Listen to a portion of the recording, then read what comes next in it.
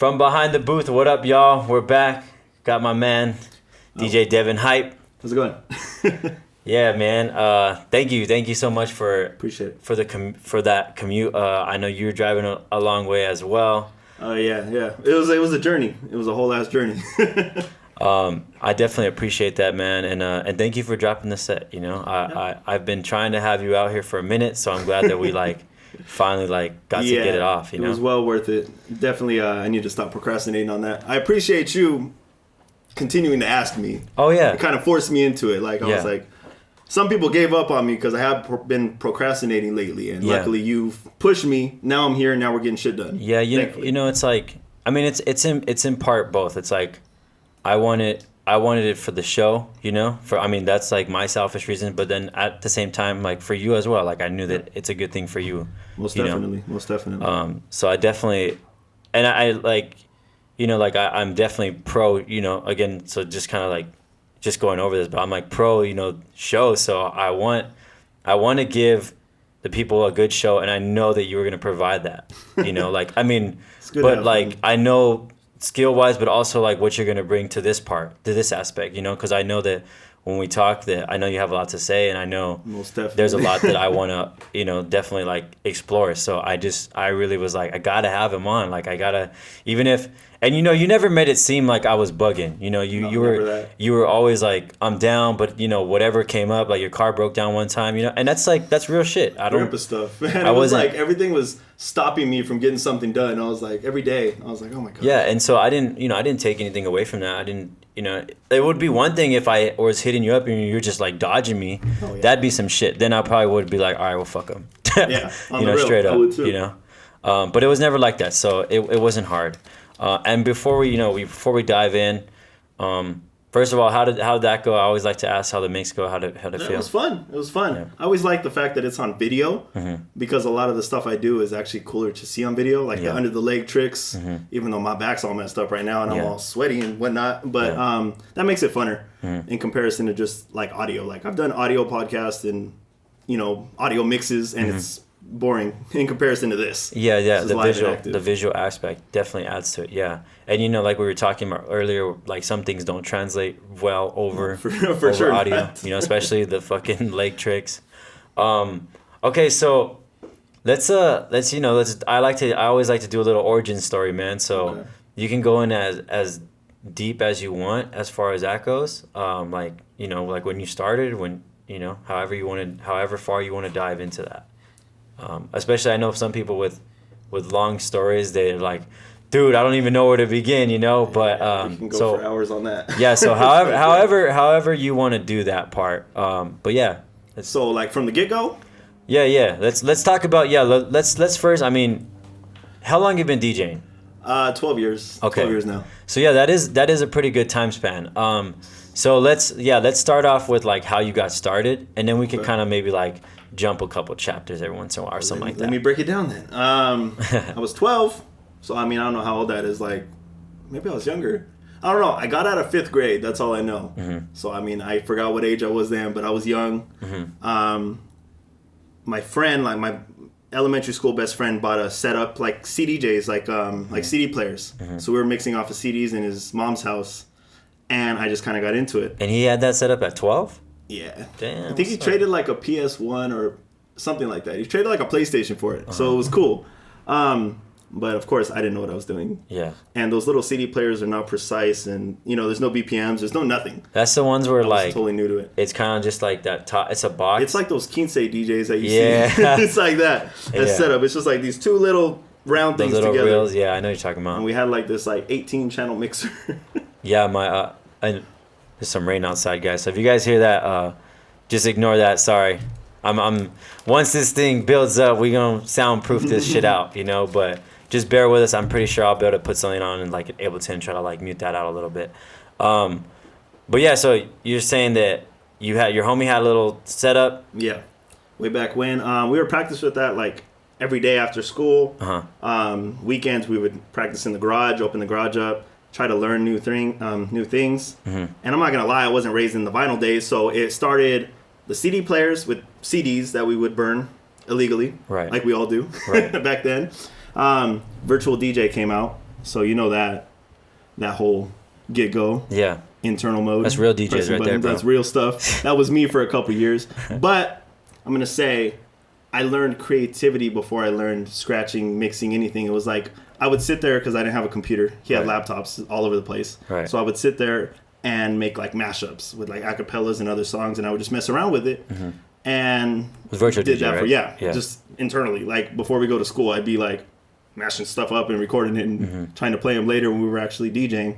And then years passed by. He finally got like a real setup, kind of. It was like a DJ tech mixer and 2 Staten turntables. Mm-hmm. So those are like belt driven. Yeah. No torque, worthless, but I didn't know what I was doing with them anyway, so it doesn't really matter. Right. And then we were messing around with that, practicing with that. And he started DJing at a skating rink that was doing weekend like parties, like teen parties, like Gotham City, before Gotham City was Gotham City. Right, right. So we were doing that, and then I went with him one time, and I met the owner and the DJ next door in the bar, and I had talked to them, and I had bugged the shit out of them for like weeks. Said, hey, can I play over there? Can I play over there? Mm-hmm. Like I was like 15. I was like, please let me play over there, and they would let me play from like 8 o'clock to 9 o'clock, and the club don't start till 9. So it was like one old guy sitting at the bar, and I was like playing like Dirty Dutch. Oh shit. like DJ Chucky and all that nonstop. That was it. What Cindy is Sampson and all what that. What is that like? A-track. What is it? What does he call that? It's like new. It's like not new disco or like. Oh man, they had different name. I knew it as Dutch, like Dutch and electro. Like it was like Dirty Dutch. It was like that. Yeah. It was cool. So I got into that. I ended up making good friends with like the owner, and he ended up letting me play on the regular on Thursday. And then as time progressed, the other DJs kind of dropped out. Yeah. And I continued to play there Friday, Saturday, learned how to open up for like bands. So like my knowledge with rock music and other open format style helped with that. And then comedy shows I was opening up for. So I was doing a lot of different stuff all in one place. Yeah. Eventually he gave me a key to the building, which was the worst mistake he probably ever did. Oh, shit. Because I ditched school like every day for like for my sophomore, my junior, my senior year, I would ditch school. I would walk miles down to the skating rink, and I would go in and practice in the bar because he had turntables, he had a mixer. I think I knew you at this time frame too. Like I remember you being there. Yeah. And I was there every day, 6 to 8 hours every day. And how far was that from your house? From me, that was like miles. You said a couple miles. Yeah. But I was walking from school, which was across town, even further. Oh. And I was walking from the hood. Just my mom would have kicked my ass back then if she knew. She had never caught your ass? Not for that. She didn't know I was ditching school to go to that. Because I would check into my classes. Because I was already at a continuation school. I was flunking out. I was done. I never even graduated. I dropped out because I would just was super focused on DJing. Yeah. So that was it. So I would do that every single day, 6 to 8 hours. And then on the weekend, Thursday, Friday, Saturday, I would DJ there. So I was What like enticed you about DJing so much at that time frame, at that particular time frame? Because I know it's probably a little bit different now, but what was it then? Yeah, a little bit. The fact that I was able to do whatever I want with no rules. That was like my main thing. Mm-hmm. Because I always liked music and creativity, but I would take like band I took in school for I don't know how many years. Choir. I took choir in school, took acting in school because I just wanted that creativity and that art. But I wasn't allowed to do whatever I want. And I was that kid. Because it's like very structured. If you don't let me do what I want, I'm not going to listen. Yeah. So with DJing, I was allowed to do whatever I want. I had full creativity. Yeah. And I just went with it. That's like where my heart was. I was like, oh, cool. No one tells me what to do. Yeah. And that's fun. And when you were learning, what were you learning from? At that time? Yeah. It was like Serato. I was just mixing nonstop. I finally got Serato. Like you just figured it out on your own? Or like you would watch like, I don't know, videos? It was all like myself. That? It was just, I would practice every single day. I mean, if you look at my Instagram, you can scroll down because that's what I started doing. I don't know how long ago. I started doing progress videos. I was trying to learn how to scratch. I already knew how to mix. That was like the easy part for me. Yeah. Is I had practiced mixing so long. I knew what I was doing by then. Right. But scratching, I had no clue. Yeah. And I started that in 2014 is when I started scratching. I forgot what song it was, but I have a video on my Instagram way back. And I was scratching that Mustard on a Beat. I figured if I could do that, I could do anything. Yeah. And that took me years to get that down. For sure. It took me a few years. Yeah, and then, scratching in general is just a lifelong project. It's never ending because there's different styles. People think it's like one thing. If you know how to scratch, you know how to scratch to everything. Yeah. There's different styles. There's different tempos. It's way different. Like, I thought I knew it all when I got the crab scratch. I thought I was like the king. Yeah. And then I realized that was annoying. And even now, like, it's like I can't stop doing it. It's like, that's my go-to scratch is like that. I know how to do other things, but it's like, when in doubt, crab. Crab it out. Crab it out. It's funny, like, working with Rev at Scratch Academy is that when he breaks down, like, scratches and he talks about how to use them, in their best ability, he often says it's like creating a sentence, So, I mean, and we definitely noticed with you, but like you have so many combos and, that's good because that means that you're talking in like a sentence and not like just using one word, like exactly. Like he often says when, like if someone only knows how to do a chirp, like literally that's like saying, hey, and it's just like a bunch of hey, like, hey, hey, hey, hey, hey, hey, hey, like that's. But when you do a chirp, then a flare, then a crab, like you're like, hey, how are you doing? Exactly. Then you start to form some shit. And you can hear the difference on like a lot of cuts, that it is like that. Mm-hmm. And some people that just like chirp for an hour, and I think it's dope. I mean, that you can do it because I can't chirp like that. Mm-hmm. But it's doper when I hear you do like a bunch of different, like Chris Villa, for example, somebody that changes the flow 100 times every time he scratches. Like, it's dope.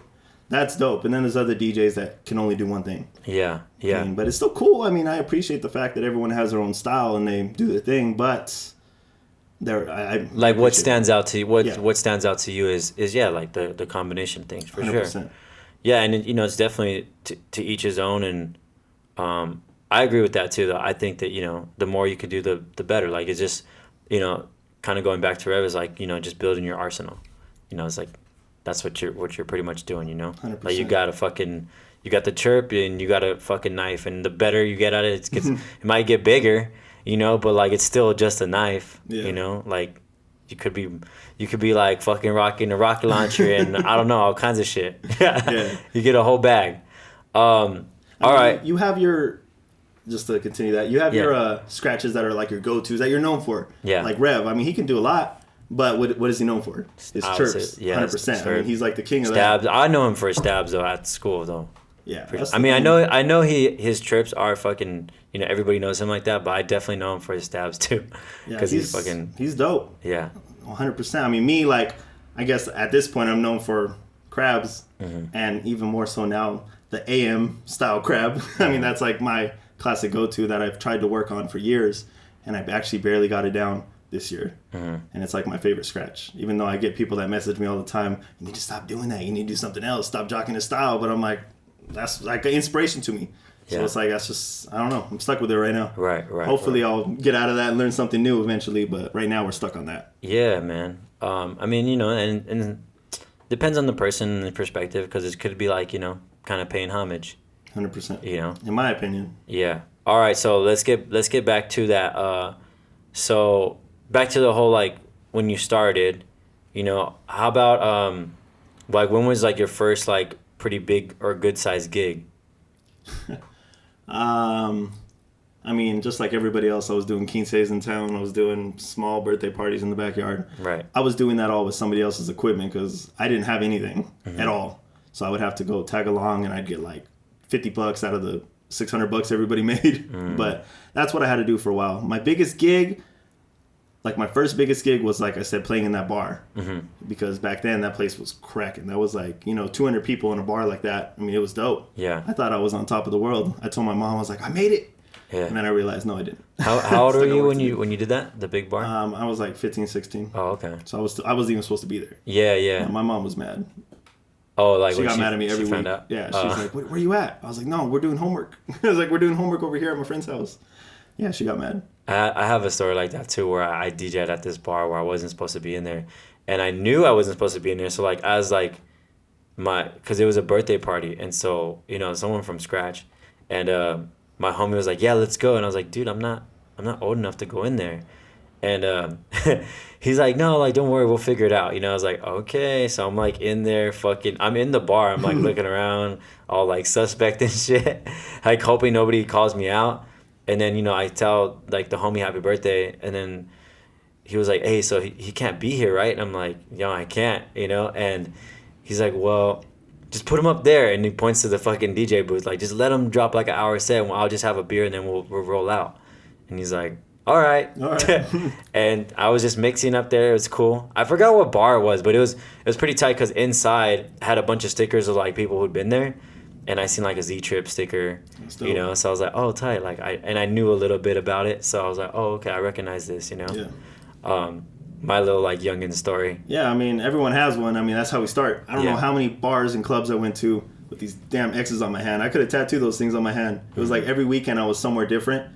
X's. Yep. It was like nonstop. I would go to like Riverside Sevilla's with all those guys, and I would check out those AOK, UOK parties. Yeah. And I wasn't allowed to leave like a certain area. I had to stay right here. X's on my hands. I was the only person under 21 there, but I was there like every single one because I love that whole style they were doing over there. It was like dope to me. I didn't understand the music at the time. Yeah. But it was dope. I don't know if I ever been to those parties at AOK's. Who was throwing those? Or do you remember who was heavy on the rotation? Do you remember? It was like Pudge was on there. Oh, okay. Concrete was on there. All those guys were on there. Oh shit. So it was dope. Yeah. So I mean, and that was a little bit. That was before I probably knew them too, because I barely met Concrete fairly recently. Pudge I've met, but I don't really like know him like that. It was all those guys. My homie Ozier was the one that was getting me into those places because we live in the same village. So I drive him up there. I'd be like the DD. I had a car. So I drove him up there. We'd go kick it. He'd get drunk. I'd drive him home. That was good times. But, I mean, I got in. So I made a lot of connections through there. But at the time, I wasn't anything impressive. So nobody really cared about me. Yeah. At all. And do you think that, I mean, because I know that you're super, like, divulged in the culture. And do you think that, like you knew how much, like, did it really stand out to you as to how much you loved doing, you know, as to how much you love DJing, you know, like, I mean, you were doing it like 6 hours a day. Yeah, I mean, that kind of speaks for itself. Yeah. I was in there nonstop, and there was like instant benefit. Like, I wasn't winning at the end of the day. It was like, I just felt better. Like, I felt like I was accomplishing something. Yeah. Because I was like, everything I tried at school, like I said, I did acting, I did band, I did choir, and I never really got any praise for it because I was never good at it because I never really cared. But this was like the one thing that I was 100% into. Yeah. So every day it was like 6 to 8 hours, and I like always wanted to accomplish something. Like I learned how to do a new mix, or like I said, the back and forth juggle. Yeah. But at the time in that bar, the turntables were classic style, so they were longer. Right. It was this huge coffin because they had like a DJM 3000, which is like a long Pioneer mixer, and I was learning how to juggle on that, just back and forth. So it'd be like, turn this record and then run back over here, and it was a pain. But that's how I learned. So now when I do setups like this, you know, a lot closer, simple, it's way easier for me. Yeah. So it's like I challenged myself in the beginning, and now everything's a lot simpler. Yeah, thankfully. Sure. Yeah. And then, did you ever have a mentor? No, not necessarily. No one really showed me anything. I had people that played in the bar that I grew up in that I looked up to. And because I was like, well, you guys have been DJing for 25 years, so I mean, you got to be something. Yeah. And they kind of treated me like I wasn't shit and I wasn't ever going to be shit, you know, like that. So eventually that motivated me to destroy them. I kind of got this whole like, okay, bet. I was like, I'll be better than you. For sure. I really got that like arrogance and that anger, and that's what made me want to work that much harder. Yeah. And I learned, like, I was like, what can they do? Like, the one DJ could crab scratch. That was his thing, was he can crab. And he like had this cool transform crab, and I was like, yo, that's dope. And I would always ask him to show me, and he would just diss me. Yeah. So I learned it myself. Yeah. And went beyond and beyond and beyond, and now we don't talk that much. and you know, well, you know, it's like the culture has really changed, you know, because it was really like cutthroat in the beginning, you know, and especially with the old school guys, like a lot of them were still on that mentality, and you know, and even like I got stories of like, I forgot who I talked to, but maybe Gravity, one of my homies that's been on the show, but he was telling me, I think it was him, and I'm not trying to like point fingers, but like I think that they would openly say this anyways, but the beat junkies were like very like that. That's what I've heard, is that they were very like, nah, we're not telling nobody shit, you know, like we know how to do this. If you're in the crew, yeah, we could like share secrets. But if you're not, like, fuck you. That's And it. so it's, like I said, the culture's really changed because now look at them. They have a school. They're Oh publicly, yeah, like, majorly. teaching I'm everybody. sure when Serato came out, that whole computer DJ, because I mean, when I started DJing, there was like 10,000 DJs everywhere. It's like Moreno Valley, there was DJs. Paris, there was. I couldn't get away from them, and we were doing these like all age clubs, like Eye Candy and Sweet Factory in Gotham City, those kind of things. And there would be like a second stage with like 20 DJs. Everyone gets like a 20-minute set, and like I was like, man, there's so many. I got annoyed by it because I cared about DJing. Like I wanted to actually be a real DJ. All these guys cared about was their looks. I mean, that was like when everyone was swagged out, and it was annoying because I was like, I'm serious about this. They never practiced. They had no sets. They would just press play. It would annoy me. Yeah. And I was like, I'm gonna like. My mom was like, why are you bothering? There's so many of them. And I said, I said, I'll live past this. You know what I'm saying? Like, they'll fall off before I do. For sure. And now they all did. Yeah. You know, so it's like I'm a survivor of that era of 10,000 DJs. Yeah, and that's kind of the same. I had to deal with that too. Like when I would introduce myself to DJs, they would often like brush me off, like, oh, like, I think, they were jaded because it's like, oh, everybody claims to be a DJ. Oh yeah. But I definitely had to deal with that too, and then I had a little bit of a different issue too, where I would want to talk to DJs, and because like it was so communal at Scratch, I didn't understand that, like, hey, not everybody fucks with each other. I didn't really know that, Yeah. So like I would introduce myself, like, hey, what's up, man? Like, I'm a DJ, I go to Scratch Academy. Yeah, we should session or something, like, maybe you could teach me, I could teach you a few things. And they were like no, like they were like anti, and they were kind of like salty about the fact that I was going to a DJ school, and they thought, I mean, it to me it reads now that it was like an insecurity thing, but they were like, what could I teach you? Like, you already go to a school, like I can't teach you anything. Yeah. They were really like that, and I didn't get it for a while, but like now that I understand, like I was like, oh, okay, I get it. Doesn't justify it, but I get it. Not at all. But there's a lot of DJs that are like that are like, they don't want to mess with anybody. Yeah. They don't believe in the let's just chill and hang out and cut it up, or share things. Yeah. I have always been cool with that, but I stopped sharing like mix ideas because I was doing that for a while, and I would hear my ideas that I shared with certain people that I will not name on the radio. Yeah. I would hear them, like in their mixes, and I was like, I showed you that routine. Or I would go to a club and I would hear my routine that I showed them a week prior, and I was like, well, that's like super disrespectful. Yeah. And that's like, I used to do the like the word plays on my Instagram. Every, it was like 15-second videos, but it was like a word play. It was, I forgot who started that. It was like Wordplay Wednesdays or whatever. Yeah. But I was into that for a while. And then I realized everyone's like stealing my stuff. Because I would do like 5 videos a week. And I was like, oh, I should stop doing that. Yeah. So that's when I started like Scratch videos. Because I'm like, you can't copy that. If you don't have the skill to do it, then you can't do it. Yeah. The mixing things are doable. The scratching takes skill. For sure. So that's why I started doing that, because nobody could keep up with it. Yeah. For the most part. Yeah. I mean, and yeah, that's like a conversation in its own for sure about doing stuff like that. But I'll post stuff openly on my stories, and I'll have people that message me and they're like, oh, I'm going to use that tonight, and like, it's, from what I've understand about it, it's like, you're the creative person, so you're going to constantly create, and then the people that are going to take, they're going to take, but they're going to take old stuff. Like, you're going to be, because you're constantly creating, you're going to be like, dude, you barely learned that? Like, I've fucking been doing that for like a month. Like, that's an old routine. And I forgot who specifically. I've heard a conversation very similar to this on somebody's podcast, DJ podcast, but it's that same notion. It's like, yeah, like, you could have that. Like, I'm already doing a new thing with this song.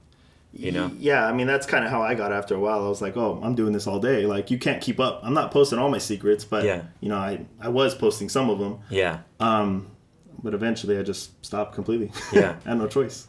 Yeah, I get you. It just happened. So what did you have in mind as far as like, as I didn't actually get to ask you, like, what did you want to talk about? Because I know you had some things that you wanted to talk about specifically. I know that I will say that one of them is, as far as I wanted to ask you, was the whole, like, tour DJ life, but if you wanted to talk about something before that. No, we can go straight into that. Okay. Because that could lead to 100 different things. Okay, so for those of the listeners and viewers that don't know, Devin Hype is somebody's DJ or a tour DJ. I don't know how you phrase it. Yeah, I'm right? like a show tour DJ. Yeah. Some say official or whatever. Official DJ. That's yeah. You can so go with what to it is. who? So why don't you enlighten us? Official tour show DJ for Lighter Shade of Brown. Which is weird because, I mean, I grew up listening to it, but it's so weird being on tour and meeting fans and stuff that, you know, it's like, I wasn't even born yet. They were like, oh, I love your music. I was like, I wasn't born. You know, I was like, you can't tell that I'm not original. I'm like, I'm half everybody's age. Yeah. But that's like the interesting part. Yeah. But, I mean, it is something I grew up on. You know, I do have a love for hip-hop. I mean, obviously. So it was like the perfect fit for me. So when did you get started with that? I actually was asked to do a show in Vegas around 2014. And I was either 18 or 19 years old. So, I mean, I couldn't do it anyways. And it ended up getting canceled, which sucked anyways. I was like, oh, I'm going to make it. I was big. So they asked you this, and how did they know you? Videos. That's how you do it. That's straight. It was Instagram, 100%. Social media is what I thank for all my success, 100%. It's because I decided to post videos. I would tag them all the time because I had routines with their music. Plus, I mean, I had a connection with ODM because I was trying to get on radio really, really bad. At the time, I was like, that's my goal. I have to be on 99.1. That was a big goal. So I was never out of sight. I was always in sight. Like, if you're going to think of a DJ, you're going to think of the guy that's in your DM nonstop. Right. And that was me. Yeah. But that show in 2014 ended up not happening. So when it did happen, I had just turned 21, and I was going to Vegas for my birthday with my family. And the other half of Lighter Shade of Brown, DWTX, was in the hospital for something. Right. And he ended up passing away. And there was shows that they still had to commit to. One person was missing, so I mean, what are you going to do? Yeah. The show has to go on. So O ended up calling me like a week after. He called me. I was at a gig, and he sent me a message. Hey, I'm going to call you right now. He called me and was like, hey, I got these shows coming up that we still have to commit to. One was in the first one was in New Mexico, which for me, I was like, oh, I'm leaving. You know, I get to fly. Like, I was excited. I've never flown. This is like crazy. So that was like the first one, and I flew out there, and scariest experience of my life, but it was fun. I mean, because I'd never been to an airport, and I had to fly to LAX. And you were 21 at this time? I just turned 21. Yeah. And I was at LAX calling everybody. I was like, hey, how do you do this? I was like, where do I check in? What's a gate? Like, I was so confused. Yeah. And then, like, once I got on there and I landed in Albuquerque, he's like, hey, these people are going to pick you up. And I was like, strangers? You know, it was like, stranger danger? I was like, my mom told me never to go in the car with a stranger. And then these people picked me up. And what did you bring? Like, did you bring anything? Just my bag. Oh, okay. It was, that's how it works. Like, you send in, like, a writer. Right. Say, like, this is what I need. Like, turntables, mics. You know, I'm really specific on what I need. Yeah. So, I mean, it was just like a plug-and-play kind of deal. And you knew about this, like, the writer stuff? Not or did they have to, like, not at the time. They told you, like, hey, you need to make this or something? Yeah, I mean, at the time, I didn't even fill one out. Yeah, it was just whatever was there. Oh, okay. And it ended up being, like, a Rain 60 or 57, which I was cool with at the time. It wasn't, like, a crazy scratcher or anything. Right. So I ended up working with that, some 1200s. That was actually a big show. That was a Lowrider magazine show in, where was that? Albuquerque. And that was just crazy to me. There was, like, probably 6,000 people. And for me, that was huge. I mean, I just turned 20. I thought I made it, like, that's huge for me. That is huge, though. I flew out there, and I was just amazed. Checking to a hotel. You know, the driver that picked me up, it was like one guy and his girlfriend, and they're like, hey, can I take a picture with you? I was like, yeah, sure. I was like all awkward. Yeah, I didn't even know what I was doing. Like, I had like a baby face. I had no facial hair. Yeah. It was just, and I was still like wearing like white kid clothes, I guess. Because I was going to this place not knowing what it is. It was cholos everywhere. So here I am wearing like some Volcom shorts and like a medium shirt. And I was like, oh, I don't fit in. I learned real quick that I had to change the style up. I was like, I'm going to get beat up in the bathroom. Yeah. I was scared. I was like super scared. I didn't know like someone going to beat me up. I wouldn't go to the bathroom if I saw like some gangster ass fool in the bathroom. I was like, walk out. I'll hold it. It took a while. And I actually bleached my hair a week before I went. I don't know why I did it. Yeah. So when I went over there, I had bleach hair. Fucking. And I was hiding it the whole time. Slim Shady. Like, I'm about to get my ass kicked. You were Slim Shady over there? The fucking Cholo show? I did not look like a lighter shade of brown's DJ at all. It took a while for me to adapt to that. They're like, yo, who the fuck is Slim Shady up there? Oh, on the real. It took me a while. And I was scared I was shaking like, because we had put the set together for that show in like 30 minutes. Wow. And there was routines in it and everything. Like I had like, I don't know if you've ever seen videos of like my intro for the show. Mm-hmm. I just changed it recently. But it was like all routines. Every single track has a routine. There's like skits before everything. It's like original samples. I do a lot of that. Mm. And, you know, for me, I was nervous because I didn't understand like timing and like what's the cue. Like we didn't even discuss. Right. So it was like I just had to learn from experience. Yeah, I've seen some videos. I don't know. I mean, like all your videos I watch, you know, so I'm pretty sure I've come across them, but I don't remember like anything specific, but I definitely know that I've seen like videos of you as a kid fucking up there doing your thing. It was crazy. It was crazy. But I'm grateful. I mean, here I am like 3.5 years. Yeah, as their DJ. Which is cool. I mean, I'm surprised I even lasted. Mm-hmm. I didn't think I was going to be able to do it. In the beginning, I would get like yelled at because I wouldn't pick up a microphone because I was scared. Even like right now, I'm like afraid of microphones for some reason. There's one in front of you right now. Yeah, I can. That's like I'm all shaking. You're like, I'm just not thinking about it. Only like the last year and a half did I actually start picking it up, and then I kind of got like a voice for it. Right. Because at first I was like, yo, I sound like a little white kid. Like I can't be on stage yelling. Like sound like I'm going through puberty. I can't do it. Uh-huh. I was nervous. Like I didn't really have like a speaking voice. Mm-hmm. So it took me a while. But now here I am jumping on stage yelling stuff. I would say, and I mean, you know, with people that do follow you, like I think that you're one of the few too that's pretty like up front with your phone. You know, a lot of people they don't like doing that. Like they don't like talking to the phone. They don't like putting their face like that. That's like my confidence. But you do that a lot.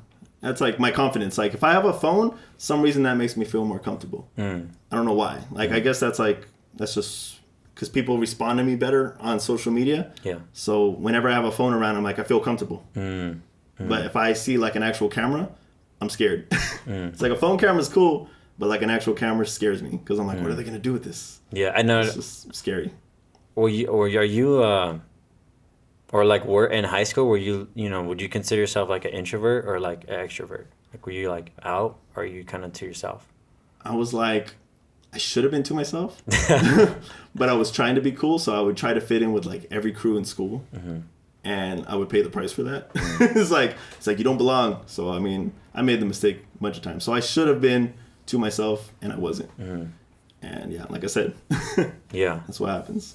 And yeah, because I always like asking that because man, you'd be surprised. It really surprises me that, you know, to me it just seems like you're a DJ, you are this focal point of the party. Like you gotta be extroverted. Like you fucking want the spotlight. You know, that's how I understood it, right? But then as I've been doing this more, like I've been learning more that like a lot of people wanted to be the DJ because they were introverted and they didn't want to be excluded from the party, but they didn't want to be the center of attention. So they're like, how can I be like affiliated with the party and have a good time, but not be like too noticed, you know? And like a lot of it was like the DJ thing. It's like, oh, I could be rocking the party, and so I'm still involved with the party. Yeah. But you know, and especially like the older people, they're like, you know, that's when the DJ was definitely like in the corner and it wasn't so like prominent like as to now, you know, the DJ is like front and center now, you know, and before it was like in the corner and the MC or whatever would be like more up front, you know. I mean, that's me. I mean, I've always been like the shy person. So the fact that I took on this industry is weird because I'm so like shy, antisocial to myself for the most part. Right. And especially like being on tour, to be that up front and around that many people and having fans talk to me after, it's like some reason when I'm in that environment, it's like I'm a different person. Yeah. But like the bar club scene, I'm awkward. Yeah. Or like if I'm at home, I'm freaking out, like I'm scared. So when you went up there, because I could kind of relate, because I've done an event probably about like about 6,000 people too at Cal State San Bernardino. Okay. And when you went up there, like how did you feel like once you got behind the decks? Like you know, because first time?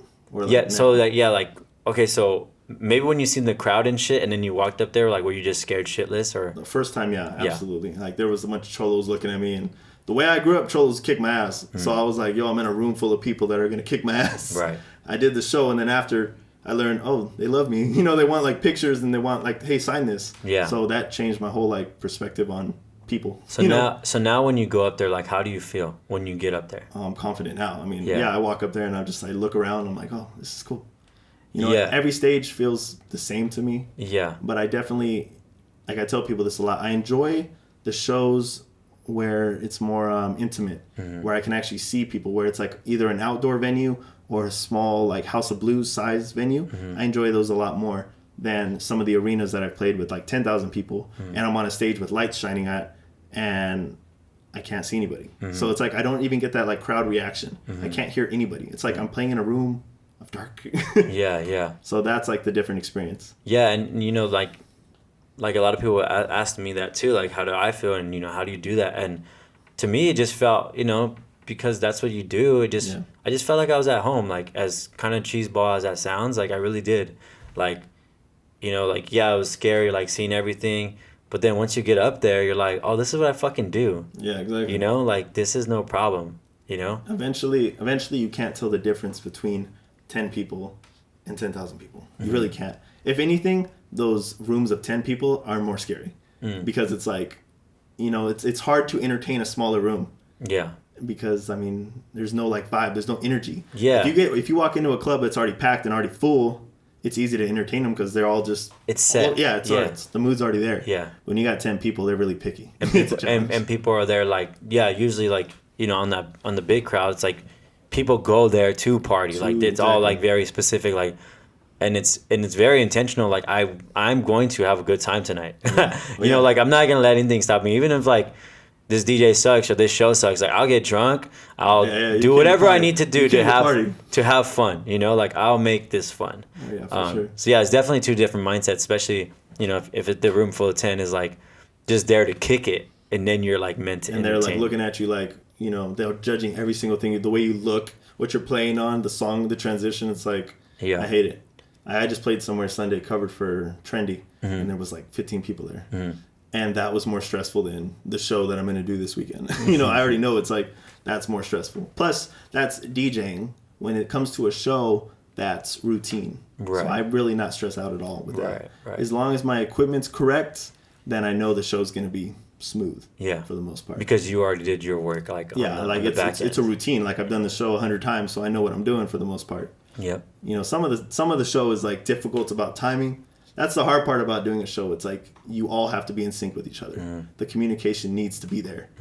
And it's challenging sometimes when I play places and equipment isn't 100% right. Yeah. So, you know, they're like, hey, cue it. And I'm like, turntable's broken. You know, that happens a lot, unfortunately. So what is the part, I know we talked about this at DJ City, but I definitely wanted the viewers, listeners to hear this part. So you don't really do a lot of private stuff, right? Not often. Yeah. So why? But yet this like tour DJ thing, it really calls to you, right? Like we kind of had that discussion, 100%. Right? So why is that? Like I want you to tell everybody else. I don't know. I feel like the stage is just it just seems right. It seems like more fitting for me. I go to like a quince and I'm just like I feel like I'm just an employee. You know what I'm saying? Like it's not what I want to be. Like I want to be something remembered at the end of the show. You know, if I do a quince and then, you know, I could kill it the whole time. At the end of it, they're just all going to go home and here's your check. Bye. You know, it's like, it's not as fun in comparison to being on tour, doing a show, you know, actually getting to showcase actual talent. And then after the show, getting praise and taking pictures and signing autographs. That's what I want. Yeah. Whether it's with this group or not, I think that's kind of my calling. Yeah. And I like I said, I really wanted to get you on here because I wanted to hear that. Because, you know, like I've discovered, and I mean, I've known, but just really fleshed it out through the podcast, is that there's so many avenues for a DJ. You know, there's just so many fucking avenues. And that's exactly why I like doing this too, because I get to bring a new perspective to the listeners and the viewers as to, you know, like where your DJing could go. Like maybe you do private gigs all day, but you know, maybe you're feeling some type of way and you couldn't really pinpoint it, but hearing you say something like that, it might just click in someone's head like, fuck, like that's it, like that's what I'm missing, like that's exactly what I feel, you know? Yeah, I mean, like, people think that there's like a right and a wrong way to be a DJ. I was like, no, there's nothing wrong if you're a quince DJ or you're a wedding DJ or you're a bar DJ or a club DJ or whatever the case is. Right.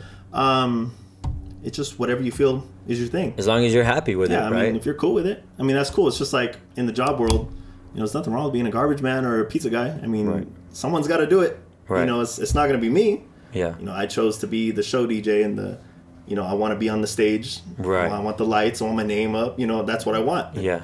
And some people, you know, are either afraid of that or it's just not their thing. Yeah. Yeah. That's and you know, I think it's commendable too when that's what you want and that's what you've worked for. Mm-hmm. You know? I wanted to be on a stage. Like, for a long time, I was like, I wanted to be someone big. Mm-hmm. But earlier on, I had like the whole inspiration or the whole people I looked up to were like house DJs and all those guys. Mm-hmm. So I was like, oh, I get to be on a big stage and throw my hands up. I don't know why. That was like my thing. I was like, that'd be cool.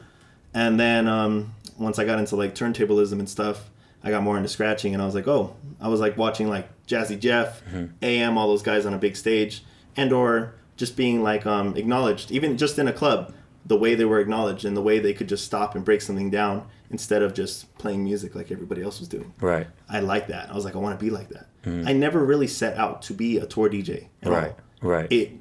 I never asked anybody. Right. It just fell in my lap and took advantage of the opportunity and ended up becoming my thing. Yeah, and then ended up falling in love with it. Yeah, I mean, that's just like, it's really all I know how to do. Yeah. And I've reached out to other artists and I have projects in the works with other artists as well. Mm. That's just like, I'm like thinking, I was like, what can I do? I was like, should I start doing this? You know, like I have like mobile equipment because I've done mobile gigs without a doubt, but it's just like, it's not me. Doesn't call to you. It's not. It's like, I feel like worthless. It's like, I just do it and they're done with me. Yeah. I mostly do those if it's like play for an hour, like a special guest kind of thing. Right. I don't know. It's like, I need that. Like, make me feel like I'm worth something. Yeah. Like I can. Like I got roommates, my friends that I grew up with. We all started DJing together, and like they do private events or they do bars, and like they're cool with it, you know, because you get paid. I mean, they make more money than I do. Yeah. But I'm like, I get like a bigger platform. Like I get a high. Like I have fans. Like you know, it's cool. Like that's what I want. It's funner. Yeah. Yeah. I mean, like you said, it's what you want. You know. I mean, like I said, there's no wrong or right way to DJ. There's just do what you want. Yeah. I mean, if this is what you want. Yeah, and I mean it's cool. Like you know, there's, with the whole tour DJ thing, it's definitely like a different. Usually, it's a different style of DJing too. You know, like, like I remember, I don't know. It's kind of just like a coming of age thing. But when you start to like realizing why people do what they do and how they do them, right? And especially when you start to like really like look at it, and you know, for instance, like I've seen DJs at shows and they play like, you know, before they're artists, they'll play like the hottest 20 songs and they'll just play like the chorus and they'll just be smashing them out, right?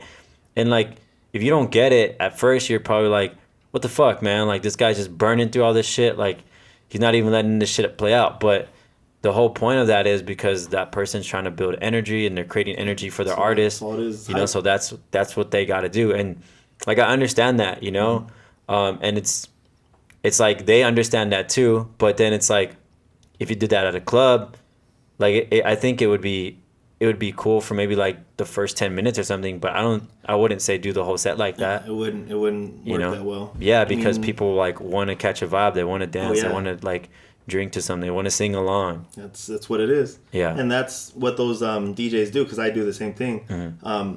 I slam a lot of records, obviously. Like I'll slam and I'll juggle or I'll scratch. I don't really mix that often anymore. I mean, I can mix, right? As you heard. I mean, I'm capable of it. A lot of people think that I'm not because I don't post a lot of content like that. But it's easy. I mean, I'm just bored of it. Yeah. Like I want to do something bigger. Yeah. And a lot of those guys, I didn't get it either because I would go to shows and I would just hear them play a song, stop it, play another song. Like I forgot who it was. It was Belbid DeVoe's DJ was like playing like nothing but classics and people were just like super hyped. But he was like stop, and then like that was it. And I was like, what is he doing? This was like 2 years ago. I didn't understand it, and I like after a while I was like, oh, okay, I get it now. Everyone was super hyped when they came out. Yeah. Like I do the show and I just start the first song. You know, I don't really think of it like that, and I'm like, oh, that would enhance the show. Yeah. Majorly, and it did, because now I do it.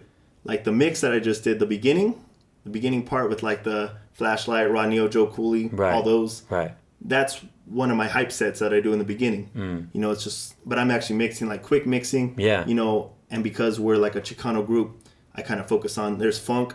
I do a lot of shows with Rodney O and Joe Cooley. And then it's like Back to the Hotel, MC Breed, Cypress Hill, all that. That's like paying homage to, for sure, like Chicano hip hop, and it's hip hop in general. Yeah, and it's all it's definitely that same like era, you know. Yeah. And then the crowd gets hyped, and then by the time I say something on the mic, and then we go on, and they're like super hyped. So like that helps. Yeah. In the beginning, I wasn't doing that at all. Yeah, but I mean, it's cool that they were willing to let you learn that. You know. Oh, yeah, I'm grateful for that, because like I said in the beginning, like first year and a half, never touched a mic. But they seen it, you know, they seen like the potential, so that's awesome. Potential, progression, because every time like the show got better, and I wasn't afraid to tell them, I was like, hey, like this track doesn't hit, let's take it out, or hey, let's add this track in. Like we were doing that the first year because we didn't know what we were doing. Yeah, it was like new for us to work together. Well, that's awesome too that they were open for that as well. You know, it was cool, because a lot of people, you know, and I've understand this now, especially I scratch because I'm the young one there. But it's like you don't know, especially if you're young. It's like you don't know if your opinion is valued as much as like someone else, you know, because you haven't been here, you haven't put in that time, you know, whatever, like whatever that argument is, right? But it's nice when they're open to that, you know. And I think too, you know, like as a kid, you're kind of taught this whole like listen to me because I say so type of thing. You know, and so you kind of automatically, you know, assume that there's like an authority type of like, because they're older, like there's their authority, and I can't question that. Respect your elders, you know. But now that you get older, you're like, oh, like cool, it's a mutual thing. And even like if you compare that to like childhood, like it didn't have to be so because I said so. Like if you would reason with it, I think that would smooth over. I know this is like parental shit, but I think that would definitely smooth over a lot better. Like if you justified it, like, hey, like why can't I touch this? Like, because if you touch it, you're gonna get it dirty, and then you're gonna have to clean it or whatever. You know, like if it was like that, it might have, even though that's like more words for the parent to say, it'd probably be better in the long run than just being like, because I said so, and then you're just like, well, fuck you. Give a reason. We need reasons. You know, justify it. You know, it's like, oh, you can't touch that because it's really expensive. If you drop it, you're not gonna be able to pay for a new one. And you're like, oh, okay, you're right. I'm broke. I can't afford that shit. Oh, like, yeah, for sure. Or like, do you want it to come out of your allowance? You're like, fuck no. No, I'm good. I'm good. Yep, I don't need to touch it. No. So yeah, it's cool to, you know, to know that, you know, especially like, you know, growing up, it's nice to know that, hey, like your opinion is valued, and you're like, you know, in the group, like you're an equal member. Yeah, I mean, on that part at least, you know, that's the cool part. Because a lot of times too, you think like I'm just a DJ, like you kind of just you get that mentality, like, oh, I'm just a DJ. But at the same time, I kind of put it like I said, I'm not an original, obviously. Right. I'm a young buck that got a dope opportunity, and here I am. Right. But you know, I only say things because I want things to be perfect. You know, some people get mad because I'm like, hey, I need this equipment. And I say it like aggressively because I'm like, I'm serious, because I've had some shows where I've messed up, and there's a reason why I tell you I need this mixer and these turntables.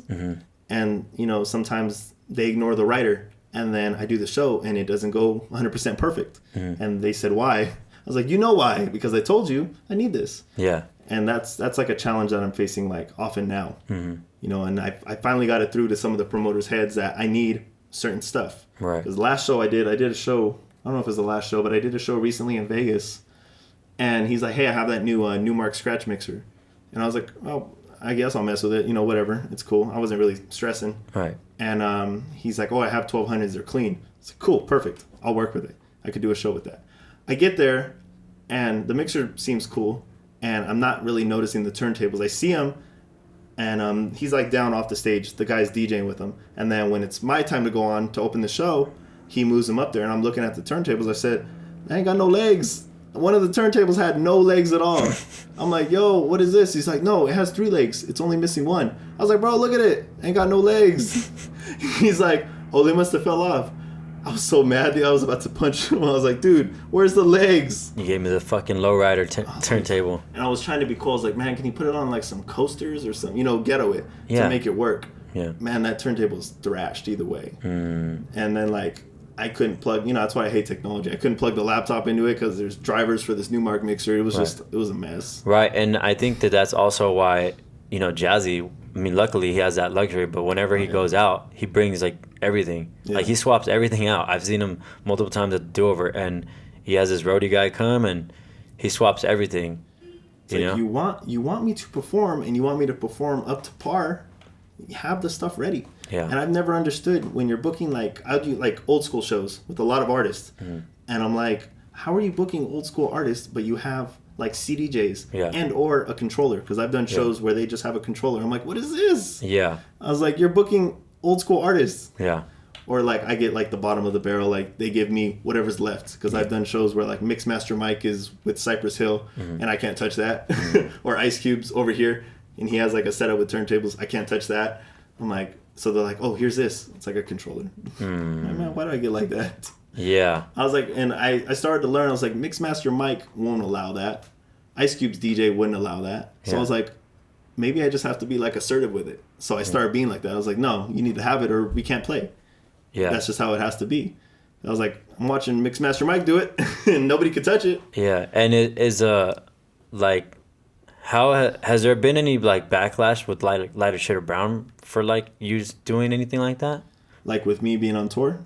Or like as shows with them? Well, as far as you like, to the wrong mindset, if they don't understand that, then they can see that as problematic. Like you're being problematic, like you're being troublesome. You know what I mean? Or do they have your back? Like, no, he's fucking right. He needs his shit. Yeah, I'm not like super like dickish about it, but I'm like, I'm serious. Like I need this. Like we can't perform with these other ones. It's not going to happen. Or I tell them straight up, if you want that, if you can only give me that, you're going to get this kind of show. Because you'll tell Lighter Shade of Brown, or you tell the fucking audio person, the promoter. I'm like, here's the deal. Like we can't do this kind of show. You want a 30-minute show, you're not going to get it with this equipment. You're going to get a 10-minute show, and we're just going to do the hits and roll out. That's it. And that's just how it has to be. Because like, I have a lot of skits that involve, multiple cues, S9. That's why it's needed, and scratching. Yeah. I do the classic like it's time thing that every DJ in the world does. Right. And other, juggle routines and scratch stuff that I can't do on a controller. Right. So, I mean, I kind of explain that to them. And some of the promoters that are like repeat, that we've done the show last year and we're doing it again next year or whatever, they've understood it then. Cool. Because they're like, okay, I understand what you were saying. So next year we'll get you this. Yeah. And now it's no problem at all. Cool. It's just necessary. Yeah. It's not like I'm bougie and I'm just like, no, I won't touch anything else. It's like, no, I want to do a dope ass show. I want to give the crowd what they paid for. Yeah. So I need you to make this happen. Yeah, but I was just kind of like playing devil's advocate because sometimes they genuinely don't know and they could care less and they're like, some of them, dude, fucking just go over there and just do your thing.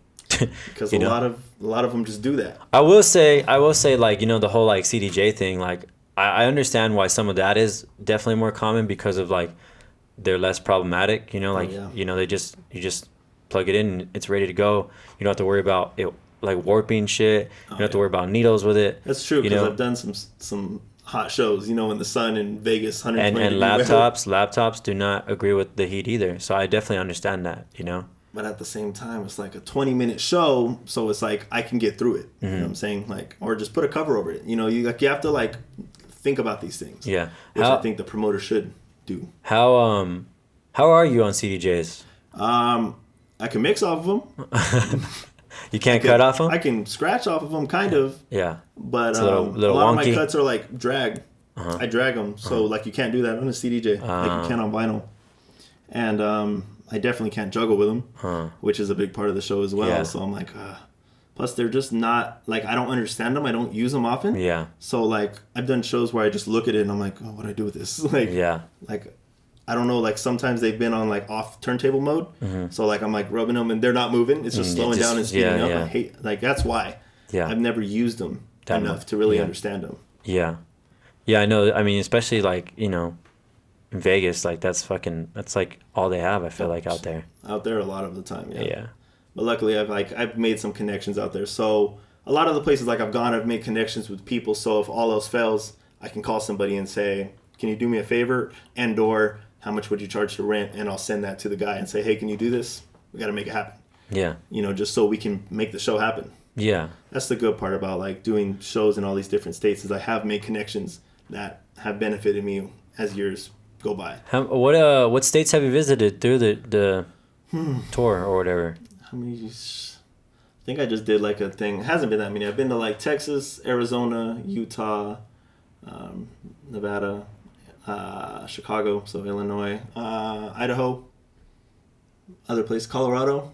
I forgot. It's like a few places. Yeah, that's a good. I mean, from being like, you know, born to 21, like, and not getting on a plane, and then going from that, like, that's a pretty good. Yeah, it was a big jump. It's a pretty good, right? That's a pretty good, like, you know, resume to say like, because of this, I've gone to this, you know, and it definitely makes you appreciate that, you know, like 100%. The whole like, I've accomplished this, or I get to do this because of something that I love, and that's a very good feeling, you know. And I definitely can attest to that because this year I was invited to go to New York with a conference that I'm actually doing this weekend. Okay, but so it originated over here, and then that was their first time having it out there, and they're like, pretty much like, yo, Wally knows everything about the conference. Like, why not just fly him out? Like, rather than trying to teach a new person and bringing all their stuff and, you know, just kind of having to get acquainted, like, you know, and apparently the money's right. So they're like, yo, like, would you be interested in doing this? And I was like, yep, let's go. And that was my first time to New York. That's tight. You know, and again, it's all back to DJing. Yeah. You know? I mean, this could take you anywhere. You don't even know. I mean, like I said, I wasn't prepared for this. I had no idea I was going to start flying. I had no idea I was going to be touring, doing shows. It was just like, you either take it or you don't. I mean, I was scared, but you got to just take advantage of the opportunity and learn as you go. Yeah. And which makes it fun. Also scary, but yeah, fun. So what is like, what are some of the hard parts that you were telling me about? I know that you were saying that, you know, there are some things that you wanted to talk about, like as far as like, I don't know. You said I don't know, life or something like that.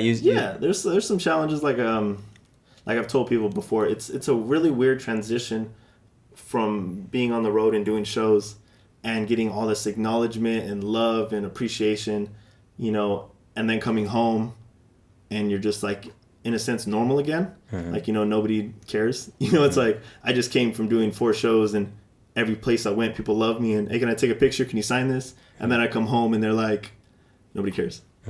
You know, it takes a while for me to like turn my high down because, you know, I mean, you're excited. It's crazy. And that's caused me to go through like some crazy like level of like depression and like anxiety that I've struggled with already, but it just kind of made it worse. Right. And then being in this industry, I go through it a lot because I feel like, oh, I'm not getting booked. So it's like, I'm not good enough. And then I start thinking about that and I'm stressing and that leads to, you know, being unmotivated. You know, like I said, like with you hitting me up to do this, it was like, I would be like, yeah. And then like 10 minutes later, I'd be like, I don't care. Like I would like lose all like care about anything. Like every time I pull out my turntables to record a mix, it's like, they're all set up. I'm excited. I got the concept ready. And then I give up. It's like, that's what's happened to me recently. So, I mean, and I know that happens with a lot of people in the entertainment industry that I've talked to in the past and now. You know, it's a lot. Yeah. I mean, when you go through these ups and downs and then, you know, wanting to make sure everybody likes you. I mean, that's like a big part of it. You're an entertainer. Yeah. So you want people to like you. Yeah. And people say like, oh, I don't care what people think. That's kind of a lie. I mean, you do. I mean, you're an entertainer. You're here. You care about your set. You care about if the crowd reacts to you. You care about your brand. You care about everything. So, I mean, a lot of stress comes with that. And then if you're like me, you overthink it. Next thing you know, you're depressed and not doing anything, which has been me the last few months. Yeah, and, you know, definitely, you know, I have a lot of, you know, DJs, and I talk to them on that definitely like personal level as well. I think because I definitely dive into that a lot, and I I'm a big fan of being very self-aware, and I understand like how important that is. And I advocate and like promote like self-love, and nobody ever talks about stuff like that. And I'm definitely right there like on the front, like, yo, I'll talk to somebody and I'll just kind of like within like a couple sentences, I was like, yeah, man, like I've been practicing a lot of self-love. And that's, you never fucking hear anybody say that. No, like nobody's gonna say that. People are afraid to either admit that they have that problem, Yeah, and afraid to talk about it. Like with anybody, me, I'm not anymore. Like I was like, I don't want to admit that I'm having like these like problems and shit. Right. But it is important because I was surprised once I admitted it to some people how many people were going through the same shit. Yeah. And how that kind of helped me understand. And it takes a lot. And that especially with being creative, that's definitely something that I've learned. And like, fortunately, a lot of people will commend me on it. And it's like, fortunately for me, it's natural. But, because people commend me on it, it makes me understand kind of like what's going on in their brains, or like that it's not just like a regular thing. So what I mean by that is a lot of people will commend me on like, oh, like it's so cool that you feel comfortable enough to put like everything, even in stuff that is not perfect. I put stuff out, and I mean, bottom line is I kind of just want to have fun. Like I do a lot of stuff that I'm having fun with, and I'm an entertainer as well, and I want to entertain like people that follow me, and so I kind of just put that out. And like, luckily with me, I don't overthink it too much. Like I definitely am very like thoughtful about a lot of stuff. Mm-hmm. But luckily it hasn't really been a problem where I overthink it, and it like prohibits like me from like putting it out, whereas a lot of people will get too much in their thought, and they won't even want to put it out. And it's kind of like you have these things. It's like to create or not to create, and like, if you can't get it perfect, then you don't want to create, but it's like nothing's perfect. And so you really gotta just, if you just create, and the more you create, the better you're going to be at it. And it's just going to be like a domino effect. Like, yeah, maybe it wasn't perfect when you did it the first time, but like the second time it could be, or even like if you do an attempt at something else, it'll be that much better because you did the first attempt at like, like let's just say as an analogy, like you want to fucking build a plane, but the first one you build is a fucking paper plane, and then it goes up and it's like a styrofoam one, and then it's like a fucking real ass plane, but you won't be able to get to that fucking big ass plane without building a little paper 100%. One, 100%. But someone like me, I'm just so like unmotivated now. Like I'll start something, mm-hmm. and one little mistake or one little moment, I'll just quit. Mm-hmm. I don't know how many recorded mixes I have on my computer, right, that are probably dope, mm-hmm. but I'm just like, I don't care. Like, I lose it because I'm like, I'm so concerned about having somebody tell me that sucks. Like, I want everything to be perfect. Right. Everything that I've never been this way. I've always been a person that, I'll just do things. I don't care what people think. I'm just, right. I was throwing like 5 years ago, I was throwing out mixes every day. Right. Like when I was doing those 6 to 8 hours in a bar, mm-hmm. I was recording mixes and posting them every day. Yeah. So there's mixes out there that are gone now. I took them down, but I was being like consistent like that. Right. But nowadays it's like, everything that I start now, I've been slacking on. Like I started like YouTube. I got into that. I was like, I'll start vlogging. And, I got support backing it. And then all of a sudden I just like gave up. Like, I don't know why. I don't know what happened. Like I had like videos ready, and I just one day gave up. I was gonna ask you about that too, about I was gonna ask you about the whole YouTube and how it's going. And I mean, from an outsider looking in, like I was not even being an asshole, but I was pretty surprised as to how many like subscribers you had. Like that's hard to do. I feel like, especially like it's with YouTube new, because like YouTube's already been out there for so long. It's like. Some it's like, oh, it's already going, so mm-hmm. I feel too late to get on it. Like even me personally, like I have a YouTube, but I don't do it that much. And I created the only reason I created a YouTube for this channel is just so that people could watch it, and it was just a mass platform for it. Yeah. Rather than Vimeo, and then I would have to pay more with Vimeo anyways because they charge like uploading whatever. Yeah. So yeah, that's why I went the YouTube route. But like for you to start, and then I think I'd say probably like 2 months, you had like 230. You have like 230 subscribers, right? My subscribers jumped in like weeks. It was like the first week. Like when I first posted my first one, I was like 69 subscribers. Yeah. And then like after that, it was like 100. Yeah. And then it was like 200.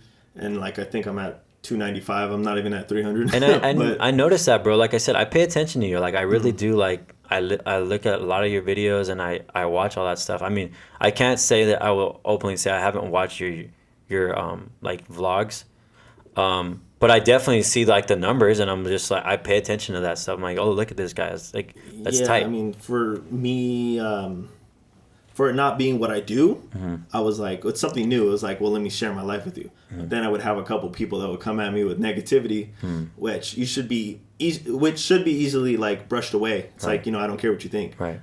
It didn't do that with me. It hit me and I was like, oh, I give up. I give up quick.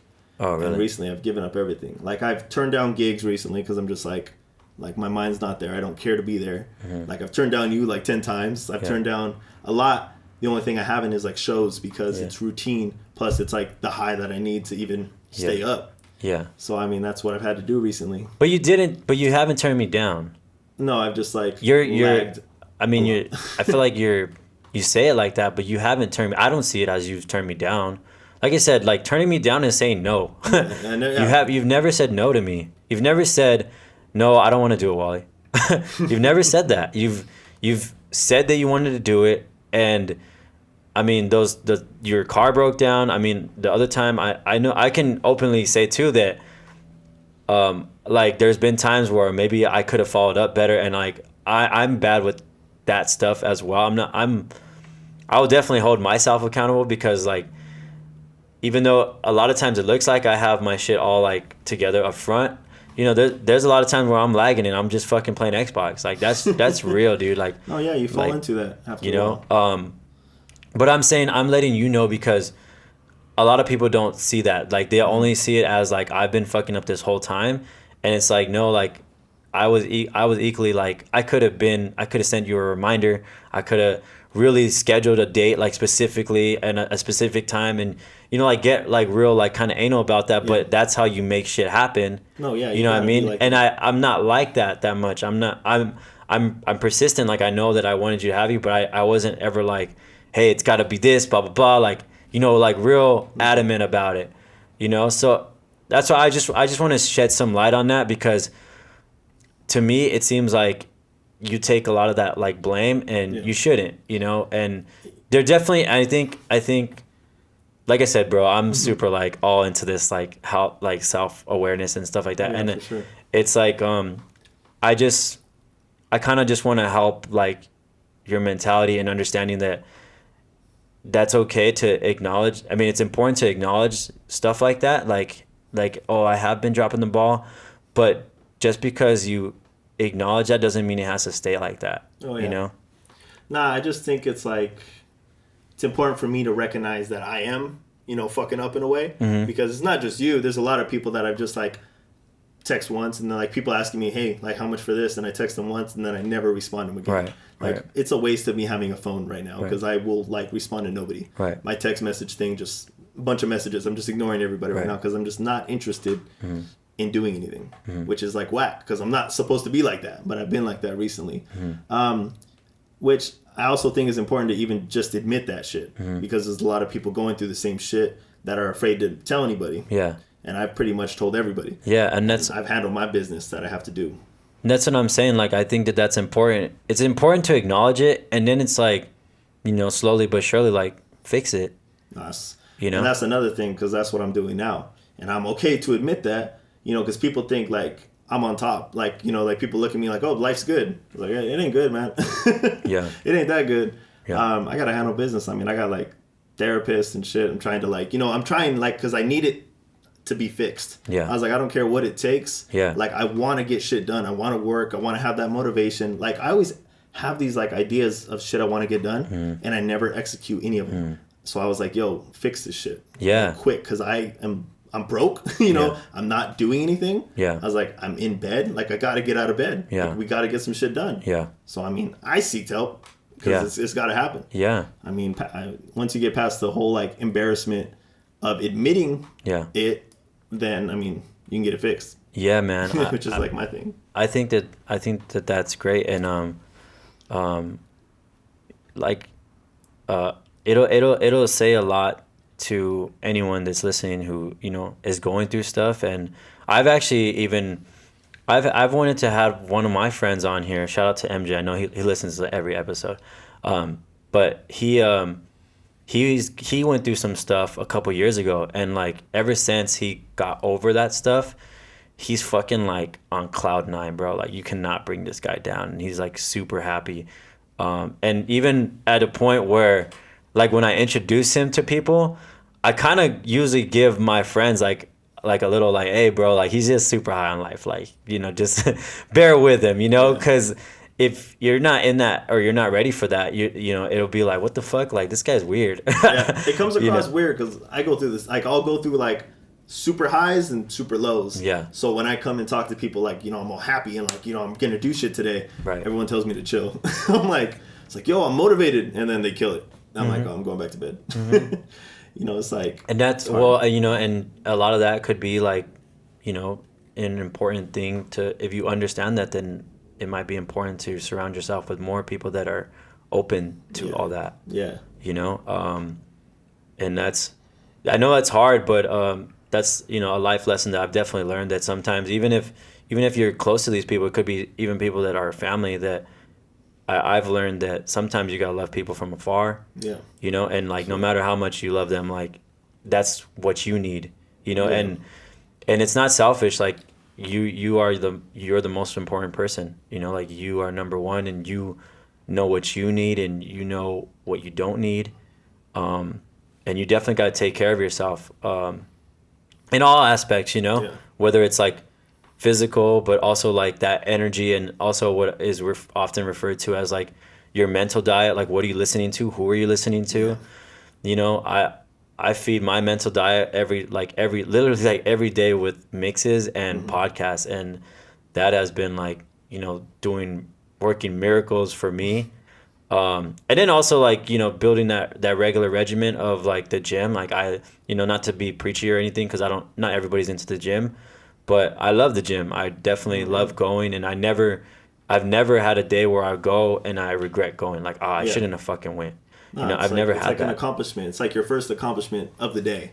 And you know, if you know yourself that well, then you might, like what I've often referred to it as like mind hacks, like where I know that if I go to the gym, then I'll feel that. I'll feel that accomplishment, and I'll just keep the ball fucking rolling. Yeah. Like, I'll just be like, that's my cup of coffee.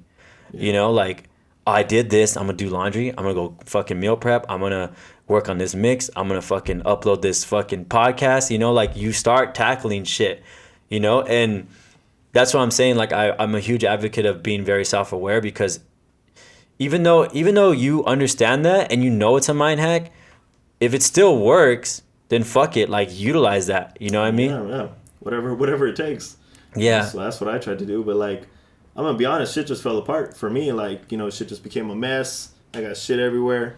You know, I mean, I fell off. Yeah. Like hardcore. But I'm trying to get up before I fall into something like worse. You know what I'm saying? Like people that drinking problems. You know, I stay away from all that because I was like, it makes you feel better for the moment, because I know a lot of people that abuse the shit out of that. Sure. And they like, oh no, I'm not doing it, but I watch them. Yeah. You know, it's like I'm trying to shy away from that as much as possible, because I know I'm like OCD as hell. So I know if I start it, like I'll go hard. Yeah. Anything that I do to like an extreme amount. Like I said, like I practiced 6 to 8 hours. Yeah. You know, it's like I used to like buy snakes, but I bought like 20 of them. It was like I went too goddamn far. So anything that I do, it's like I bought like shoes, kind of like obsessive, like shoes, an obsessive thing. Super. Yeah. So that's why I'm like, if I'm obsessing over shoes and snakes, I was like, if I start drinking, I was like, I'm gonna kill a bottle in an hour. Yeah. So I was like, I can't be doing that. That's good though. That's good that you understand that and you know that. And also with that, you know, like what I've understood is, I don't know. I'll have to wait to say a lot, but I mean, as far as like drinking and smoking, I've definitely been like learning things about that, and just kind of like really seeing how it sits with me. And I like drinking, but I know my limits, and I'm really good at like stopping. You know, I'm not one of those, like, I don't get fucking blackout drunk. Especially, I think it's gotta. I think people have kind of got to figure that out because I go out so often. Like, you know, a lot of people know like that I'm out like once a week almost. Yeah, you're you know? out a lot. You're everywhere. Yeah, but you know, like I don't think you'll ever hear like a story where like, man, Wally was so fucking drunk, he fucking blacked out, he threw up, he danced. You know, they wouldn't even let me into these places anymore if I was always like that. Oh yeah. Like they're gonna know like. Wally's always at Motown Mondays. He can't be getting drunk like that every time because they're gonna fucking recognize and just be like, "Yo, we don't want to deal with you." Yeah. You know. For real. So yeah, I mean, and also it's like, you know, when you do that stuff, I understand that it's a numbing. It is a numbing sensation. So often, like if you're smoking, like this is the way I understand it. I'm not saying this is exact, but I say like, if you're smoking all the time, if you're smoking every day, I personally feel like you're numbing reality, and if you're doing that, then there's something that's wrong with your reality. Because I love my reality. I'm very happy, and like I enjoy smoking, but I can't imagine doing it 24/7 because it would take away from like I said, it would take away from reality, and like it I know also what it does is like I'll be very unproductive with it. Oh yeah, for sure. You know, like I understand that, you know. That was like a thing with me because I started that, and like you said, 24/7. I don't do it 24/7, right. But I have done it every single day for the last 3 months, 100%. And that's when I knew that I was falling off, because it's not like a major drug, but it's like I'm doing it for the wrong reason. Like I know why I'm doing it. Yeah. And like I was like, yo, I gotta fix myself before this turns into this or turns into that. Yeah. You know, so I went and told like therapists, I was like, yo, I gotta get fixed. I got work to do. Like we gotta stop this. Yeah. Told them everything because it's like important. It's like I can't be doing this. Yeah. I don't do it during the day. I'm like, I'm gonna be as productive as I can, and then at night I use that as an excuse. Yeah. I'm gonna go to sleep. I need this. Yeah. Which is bullshit. Yeah. You know, but that's what I'm doing. Right. And that's gotta stop. 100%. And I think that probably had a bigger effect on why I'm even more, you know, like procrastinating every day now, even more so, because I use like that as an excuse, like, oh, I'm still feeling it or whatever. That's like my problem right there. Right. And it's something that's got to change for sure. Like I said, like I just want to be productive, and even with drinking, when I'm on the road on tour, I'll drink, but I'll drink like one, maybe two, and I don't care what everyone else is doing. I'm going to bed. Like I'll do it like that. Yeah. I don't get drunk on the road at all. One, I don't know where I'm at, so I don't want to get blacked out drunk in the middle of nowhere, and I don't know who's got my back and who doesn't. Right. And two, I just don't want to do it. I mean, I'll go to bed. Yeah. I mean, I get clowned on for doing that because I've done it like, hey, after party, and I'm like, I'm going to bed. I haven't slept in 2 days. Yeah. Because sometimes it's like that. Yeah. I've had flights at 3 a.m. You know, it's like I didn't sleep from the night before. I DJ'd, got on a plane. Yeah. And then it's like, I'm going to bed, dude. I mean, and I know it probably like sounds like I'm beating a dead horse, but you knowing like your body's capabilities and also like its needs, you know. So like, let's say that you know that you perform best when you have 7 hours of sleep or whatever the case is, right? And you know, like there's a party, and if you go to that party, then you're only gonna get 3 hours, and then you're gonna take away from the thing that you love doing the most. Like you're not gonna perform at optimal, you know. So that's great that you know that. And like even when I made the mistake of, I think I've only done it like one time where I drank too much and I DJ'd. Oh, shit. And I didn't do good. I mean I did cool, but I didn't do as good as I wanted to, and I was like, I'm not doing this. Like I love this, like DJing way too fucking much to impede it with like something as stupid as doing like drinking a couple drinks. You know, like that's major. I'm like, not only am I fucking up and like ruining like everything that I've built, because I built this reputation up, and then I go up there and fuck up, like I'm fucking breaking myself back down. But then I'm also numbing like the high that I get. Like I get a natural fucking high from DJing. Oh yeah. And I'm drinking these drinks, and I'm not gonna feel that high when I'm drinking these drinks, you know. Or even if I do feel a little bit, it's not equivalent to that high. I mean, I feel like the same way. I'm trying not to do that. Probably one of the reasons why I stopped taking bookings completely, because I knew like I'm gonna go to this bar. I was like, it's gonna be a party vibe. I'm gonna end up drinking, because every place I've played at, the other DJ is always like, "Hey, you want a drink?" Yeah, of course. And then, of course, I'm gonna take it. It's in the territory. Yeah, it's in the territory. And then 10 drinks later, and then I go on, and I'm fucking up. You know, I don't want to be like that. Yeah. And I've done that before. That's why I was like, yo, I gotta stop. I'm not in the right like mindset right now to be doing this. Yeah.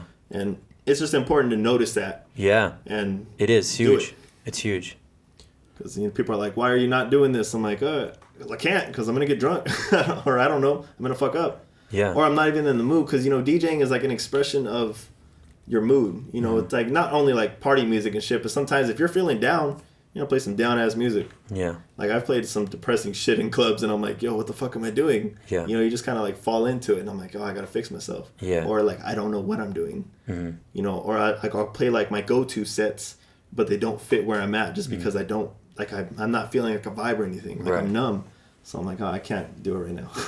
Yeah. This was hard. That's why like shows I haven't stopped, because it's routine. I know what I'm doing. It's perfectly fine. Plus, when I'm there, I'm getting the acknowledgement and the high that I need in that regiment, for confidence anyways. Yeah. So, I mean, that's important. And also a thing that I've understood too is that, like I said, like alcohol is in our it's in our culture, like as far as like DJing goes, it's everywhere. Yeah. So I've definitely acknowledged that. And, I think that's good too, that fortunately I don't drink a lot, and so even when I'm going out, like I don't drink a lot, and I know like a lot of sometimes I won't even drink, and it's because like, bro, like there's another party next week. It's not that serious. And I think that because you don't, so fortunately I don't know if you really thought about it too much, but I know when you see, or I'm sure you have some friends like this where it's like they want to go out and they want to get drunk, and if you took a step back, it's, for a lot of them, it's because they're unhappy, or they're unhappy with their job, and they want to like drown out all that. And fortunately for us, that's not the case, as far as like being unhappy with our job. Like we're very happy with our job. So I don't feel obligated or the necessity to like get super drunk, because like I'm happy. I'm not looking, so many people, bro, it's Monday and they're already looking towards Friday. Like I can't wait till Friday. They really do, just a party. Yeah, they like, and they hate the entire Monday through Thursday, and then Friday they're cool. Which is, I never understood that. But think about that. Think about like if you're only enjoying like 2 days of your life per week. I don't even know, but like you do the math of that. Like, how many days of life are you actually like, happy with? And even then, it's the weekend, and all you're doing is, numbing your bullshit from the days before with alcohol or whatever the hell you're doing. So it's like, are you ever entirely happy? Yeah. Because like you're either working, which you hate your job, and then the weekend comes and you're drunk. So it's like, yes, you're never really like yourself. Yes. Which is probably a big part of why I do what I do. Yeah. Because I was like, I had a job like last year. I had a job. I spent 9 months there, and I quit. And I was probably in a better financial position at that time, but I was extremely unhappy, and I hated the fact that somebody that doesn't know shit was telling me what to do and like treating me like shit after I worked my ass off to be somebody respected. But it was like, this is in my industry. Yeah. This is like a totally different place. Right. I can't go and tell these people you can't talk to me like that, because who the fuck am I? Like, this is not the place for that. Exactly. So it was like, I got to get out. Yeah. I got to get out of this. It was just bad for me. But that's just, what you got to do. I mean, you have options. Yeah. It's like the lifestyle you choose, I guess. Yeah, I know exactly what you mean. And there was something I was going to say on that too. Fuck. I lost my train of thought on that one. I've done that like 20 times since you've been talking. Oh. Like you're talking, I'm just like, I forgot. No, I like space out. I had a good point for that too, about like being happy in your workspace, but I can't even think about it right now. It's hard. It's especially hard to find people to like share this with. Like share your work with, because nobody understands. Like I can't tell any of my family like what I do and expect them to be like, oh, that's cool, or oh, I get it. They don't get it. Yeah. Especially in my earlier years with like radio, and how every step that I took was like a step leading to it, but they didn't see it like that. Right. They were like, that's an online radio station, or I did online radio, I did AM radio, and then finally FM radio in different stations. And they never really understood like why I was happy about these little like things, you know, like what this meant. Because these are pegs up. I was like, yeah, this is like you working and getting like a raise, or like, you know, you go from like being the box boy to being like the floor manager or whatever the case is. That's the same concept. Yeah. But I do it myself. I was like, you got to understand, like, you know, I don't get pay raises. Like, I have to do this myself. I mean, this is hard. This is like how hard I have to work, and I have to choose the moves that I make that could either make me or break me. Like, if I up my price, is that gonna destroy me? You know, is no one ever gonna book me again? Yeah. You know, you don't just get to like, here, you get an extra $1 on your paycheck. Yeah. It doesn't work like that for us. You know, we have to like do it ourselves. Yeah. It's scary. It's hard. Oh, I had the thought, bro. I had it. Yeah. Oh my man. You gotta meditate for a second. Give me a second. Let me see if I could remember what I was gonna say. I'm so disappointed. I fucking had it too when you were talking. It was something about. Oh, I know what it was. Tight. I got it. Cool. And I've talked about this a little bit, but it's like I just talked about it on my last episode. Matter of fact, I was talking to my friend Axe about how. So he in his area, he DJs in Palm Springs a lot, and he feels like a big fish in a little pond, right? And you know, we're talking about the whole like having like a 9 to 5, and you know, it was interesting because to some people having that 9 to 5, what that does is it allows you with creative freedom, because you're not worried about putting food on the table, and you're not worried about stuff like that. You know what I mean? Like, and I can definitely attest to that, because dude, these last months of the year, I think for every DJ, like usually that's, I mean, especially for like the mobile stuff, but like this is our busy season, right? So like October, November, and December are like our busiest of the year. And then January is fucking dead, bro. It's like, you know, dead. And I started my podcast in January, but I had like preconceived it, and I kind of got it. I started buying stuff in November and December because I had money to do that. And I took a step back, and luckily I did that ahead of time, because like in January, bro, like realistically, I'm not gonna lie, I was broke in January, you know, and I couldn't fathom fucking buying a Zoom mic and some stands, you know, and getting a podcast going. I'm like, bro, I'm worried about, am I gonna eat? You know, like I can't think about doing stuff like this. So, you know, anybody that has like a 9 to 5 and if they can do that, like they have the discipline to do the 9 to 5, get home, work on what they want to actually do, you know, and then all that money they can fund into, again, like their project. Like that's great, you know. But some people don't have that. Either they don't have the discipline, or they just really don't have that desire. And some people, they need to be like, I need to be starving because that'll keep me motivated. If I'm not starving, then I get lazy. Exactly where I was with it. Because when I had it, I almost just was like, you know, I'm old. I'm getting older. I was like, I should just like start my life, like my actual like life. You know, maybe push this to the side and shit. And that's when I was starting to get scared. I was like, yo, don't do that. I was like, I worked too hard. I spent half my life on this. I was like, I got to commit. That's why I quit. But then, like, you know, you said, you have the money to go and do this shit. I lost all the money, and I did it with the mindset of no one else is losing, just me. You know, it's like I don't have a family to feed. I don't have anyone that's gonna get mad at me. It's like if I'm broke, that only affects me, and then like you said, that should motivate me to do more. Right. And it did until now. Yeah. Now I'm all like, you know, down here about it, but it should motivate you 100%. You know, because you're like, oh, you know, I want to get this. Well, you have to work for it. And then it's not even work. It's hustle. You have to actually hustle for it. You got to go find work. No one's just like, hey, I'll hire you. It doesn't work like that often. And like you said, with the slow seasons and the up seasons, right now, this is my slow season for what I do for the most part. Right. I mean, I might get lucky and someone might say, hey, can you do a guest on this or a guest on that? And that usually what happens, I'll do like 2 or 3 like in December, which is cool. You know, I'll get that. Yeah. And then January, February comes, that's where I'm at. That's where money is. Yeah. You know, holidays are over. concerts go back up, shows go back up. You know, the tours that I did last year start up again. Cool. Especially February, March, taxes come in. Yeah. There's money everywhere. You know, that's when it starts. Right. This season, you know, nobody's putting on shows as much because, you know, Christmas, holidays, you know, shit's got to happen. You don't got money to spend to go to a concert. Right. So that's the hard part for me. I mean, I think I got like one more show this year.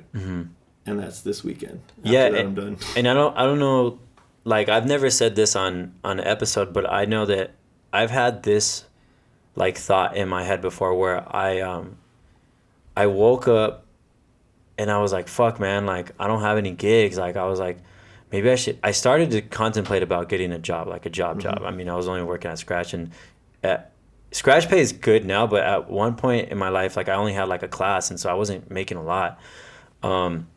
So I was like, maybe I should get a job. And you know, it's kind of funny is that I kid you not, man. And to anyone that sees this or is listening, I looked at my hand, bro. And it sounds kind of funny, but like, I looked at my hand and, you know, there's a fucking tattoo of a turntable on here. And I'm like, bro, you need money? Go fucking DJ. Like, go DJ. Go do what you love to do. And, you know, realistically, if you have these bills to cover, like, don't fucking stress about, you know, am I getting exactly what I'm worth? You know, it's like, yeah, that's a big. If you don't want to get this job, if you don't want to get a job, then go do what you got to do. Yeah. You know, whether it's like doing a fucking 2-hour set for fucking like 150, you know, or like doing a 4-hour for 250, you know, like whatever you got to do, you sometimes got to do that shit. Unless you want to go fucking do what everybody else is doing. That's the same point that I just hit recently. I thought about that. I was like, yo, I can get a job. I said, I know how much I can make. I can get this amount a week. And then I was like, yo, if I stop turning down those gigs that I'm acting like I'm too, you know, good for, you know, I'm like $150 for an hour. It's like, no, I'm worth more. And maybe I am, but can I really use that $150? Yeah. I said, let's go back down to earth and let's fucking go do this $150 gig. And, you know, because I got shit to cover. And how hard is it to make $150 in a workday? That's like, It's like a full workday plus overtime. I mean, that's a lot of fucking work. So I'm like, yeah, I should probably just go here and do this gig. Dude, I mean, yeah. That's a reality. And it's funny that, you know, we do kind of get caught up in that, you know, and it's like, you know, sometimes like things feel like they're beneath us, but then you got to really like, if you got to put your food on the table, you got bills to pay and shit, and this is like your only thing, then sometimes you do have to like lowball yourself, and you have to do that. You know, luckily, if you have a 9-to-5, you have that luxury. Ultimately, you have the like the masterful, like whatever you want to title it, but you have like complete control of your gigs. Like, yeah, for sure. You don't have to do anything. Yeah, you don't have to do anything. You could completely like just be a bedroom DJ and you know, do all that and never gig out ever. You never have to do that. But if you're not that, you don't have that 9-to-5, then guess what? Like, you gotta make it work. You gotta lower yourself. You just gotta do what it takes. Yeah. You know, it's not to say that. It's not like I don't think it shouldn't take down from your mentality when you do something that's like less than your worth. It's just like, I gotta eat. This is what I gotta do. It's not like, oh my God, like I can't believe I'm stooping to this level. Like, you don't think about it like that at all. It's like, yo, this is what I need to do. This is like responsibility. Yeah. You know? That's kind of what it's gotten into, because sometimes I get it stuck in my head. I'm like, why am I going to accept the same amount as some guy that just started last year when I've been DJing for half my life with, you know, this level of skill and knowledge. But then again, I'm sitting at home, you know, stealing my roommate's fucking lunch meat out of the fridge. You know? So it's like, yo, that's not right. And, you know, justify it's like, well, because this motherfucker lives with his parents and he has that luxury, you know, like, I gotta pay my own shit. He has that luxury to do that. He could lowball himself all day. Yeah, he can do gigs for 20. He can do gigs for $20, whatever. Yeah, you know, I can't. Like, I have to think of every single thing I do. Like driving somewhere, it's like, I mean, that costs money. You know, can I afford it? A lot of the times I turn things down just because I can't even afford to get over there. Yeah. Because like we said, I turn down gigs because I'm too good for that shit, you know, which I guess has to stop, because, I mean, it's either you get a fucking job and you work 40 hours a week to make $400 after your fucking taxes get taken out. Yeah. Or you go do, you know, 3 gigs and you make that amount anyways. You know, I mean, it's not that hard. Yeah. It's really not. If you It's just not. accept some of this shit, It's like, not. yeah, I'll do it for $100, or yeah, I'll do it for 200. Yeah. And then you do those a couple times, you got your money. You're done. It's really not that difficult. You did 3 days of labor for like a month's fucking salary Exactly, and shit. and it takes nothing. I mean, it really doesn't. Doesn't. It doesn't. I mean, even if it's like a mobile gig, because I mean, I got the speakers. I'm not taking a lot. Yeah. Or even some of those, like, I have this like mindset that somebody's always watching. So like, I always want like my turntables, like all my good shit. So I'm like prepared. But I've kind of come to the reality that it doesn't always call for that. Yeah. I'm at a bar. Like, why not take the shitty controller that I have in the garage? You know, why not? Yeah. Because they don't care. Yeah. You know, it's not that kind of environment. Yeah. So I mean, that's a reality. And you're still gonna, you're still gonna give your 100%. Like you're still gonna go 1,000 wherever you are. Yeah. But you know that you could have done more with better gear. But like this is just making it work. Yeah. You know what I mean? And yeah, that's why I'm pro controller too. Like I love my turntables to death. I got one on my hand. You know, like we already explained. But yeah, man, like I'll fucking take my controller out as much as possible because I'm saving my back. Like sometimes if the gig isn't gonna give me what I like, the money that I deserve, then yeah, then you're gonna get that. Like you're gonna get that too. You're gonna get shit quality. I'm not gonna take out my prime stuff for $100. Yeah. And it's also like, often whenever you do like a gig that's like lower budget of that, it's I feel like more often than not it's like poorly thrown together, or there's like fucking variables like where you might be outside and they don't think about like that you might need some shade, or it might be kind of rowdy, like there's all this shit that usually comes with that, so and when you get paid right, like things are usually right. Yeah. Because they paid good money to have a good time, and they're not going to jeopardize that. No, they want shit to but if they don't care, and they paid you $50, like whatever, the cops came, $50 down the drain, not a big deal. Yeah. But like when you get booked for like a real ass gig, then they make sure that you're in a hall and that they know that we're partying from 8 to 12. Like this shit is all established. Correct. Pay top dollar and bring the top shit. Bring the lights, bring the speakers, come correct. But when you pay me $100, I was like, you're going to get one speaker and a disco ball. That's what you're looking at right now. But that's the reality. Yeah, man. That's what you got to do. All right, man. Well, I think that we covered a lot. Pretty sure we did. I think we spent did. a lot of time in here. Yeah, I don't even... What are we at? What does this say right here? It's an hour and 37 minutes. Oh, okay, that's not that bad. And I think that thing's probably still going because I think it'll cut off at some point. Yeah. But is there anything else that you wanted to address? I mean, I'm not in any rush, but just curious. I think we got everything, unless there's anything else you want me to explain. No, I think like we'll just end it like this, and I always ask, my guest, if any way someone that heard or is watching could help out in any way, what would that be? Even if it's as simple as a follow, it's as simple as reaching out and just saying like, hey, like I liked what you did, you know, that's whatever. Always the best way. I mean, I always tell people, because I am social media pro, like super pro social media. My Instagram is like the most important thing to me, because that's what I check. I don't even check my text messages. I'm on Instagram, so if you send me a message, I'll respond on there and I'll talk to people. You fucking called me on Instagram today. Yeah, I don't fucking use my phone. Like, it's pointless. I don't know why. I have like unlimited text, unlimited calls. I get my bill. It says like, it's like you text 27 messages. I'm like, why am I paying for unlimited? It's like you use 17 of your minutes. I'm like, motherfucker, it's a waste. That's funny. I just, yeah. But best way to get a hold of me, we'll just go with that. Instagram at Devin Hype. Facebook at Devin Hype. Snapchat at Devin_Hype, because I messed up my last one.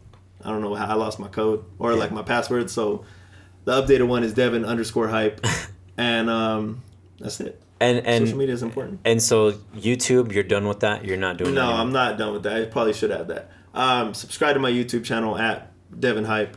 I am working on new content. I actually have stuff that I previously finished that is going to be going up once I get my shit back together. Yeah. So yeah, that's going to be consistent. Yeah. That's like an important one for me, because YouTube is huge. Yeah. In this generation, YouTube is everything. Most people spend more time on YouTube than television. Yes. Or Netflix or anything. Facts. YouTube is huge. Facts. Especially this whole like vlog thing. I'm watching people make millions. I was like, yeah, I'm enjoying that. I'm gonna jump on that. So I mean, might as well. I wanted to share more more of my personal life, personal things going on. Plus, it would be dope to share like behind the scenes on tour. Yeah, so you get to actually see like where we're at. You know, sometimes I could be staying at a Sherrington in Chicago, living my best life, and then sometimes I'm staying at like a Motel 6 in in Nevada. Yeah, I've it's been up and down. So I think it's cool to share that shit with people. Yeah, and people like people like being I think that's what I found too with all this and doing like the stories is that people like to get connected. Like it's one thing to just be like a brand. Yeah. But if they can like associate a face with it and like morals with it and all this stuff like that, then they can really like start to familiarize and they feel like connected. Yeah, they can relate. I mean, a lot of people like to see the personal life. I mean, I might be somebody's favorite DJ or whatever, and you want to like know what the hell goes on, or you might like, might be a Lighter Shade fan because a lot of my followers are. Right. And then you can see the behind the scenes from my point of view. Yeah. Because also he records a lot. Like he has his own vlog on YouTube as well. That's pretty fucking big right now. So he puts a lot of behind the scenes of our shows, but I kind of wanted to do it from my point of view because you don't always see, the setups I have to play on, the drama that you don't see what happens from behind the booth, dude. Exactly. See, that's what it is. That's important to share with people. Shameless plug. There we go. All right, brother. Well, thanks again, man. And I mean, honestly, like this is every episode is great, bro. But this one definitely was, and I think that like we said, we touched on a lot of things. And, for sure, it's important. We haven't really had a discussion like this ever, like this. Never. Yeah, so it was awesome, bro, and I'm honored and I appreciate you a lot. I appreciate it 100%. Thanks for pushing me to be here. All right, everybody. Peace out. Yee.